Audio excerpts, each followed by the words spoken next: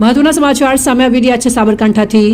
સાબરકાંઠા જિલ્લામાંથી ઝડપાયો બાળ તસ્કરીનો રેકેટ। જિલ્લાના અંતરિયાળ વિસ્તારમાં થઈ રહી છે બાળ તસ્કરી। ખેડબ્રહ્માના મટોળા નજીકથી AHTU ટીમે રેકેટ ઝડપ્યું। મેડી ગામના પરિવારમાં જન્મ લેનાર બાળકને વેચ્યું હોવાનું ખુલ્યું। જન્મ બાદ તાત્કાલિક અમદાવાદ ખાતેના પરિવારને 2 લાખમાં આપ્યું હતું બાળક। 15 દિવસ અગાઉ બાળકને વેચ્યું હોવાનું પ્રાથમિક તપાસમાં ખુલ્યું। બાળ તસ્કરી ગેંગના 5 સભ્યોને AHTU ટીમે દબોચ્યા। બાતમીના આધારે ટીમ તસ્કરોની રાખી રહી હતી વોચ।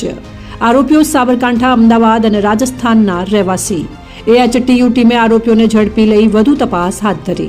બાળકના માતા પિતા કોણ તે સહિતની દિશામાં તપાસનો ધમધમાટ। બાળક કોણે વેચ્યું તે દિશામાં પણ થશે કડક તપાસ।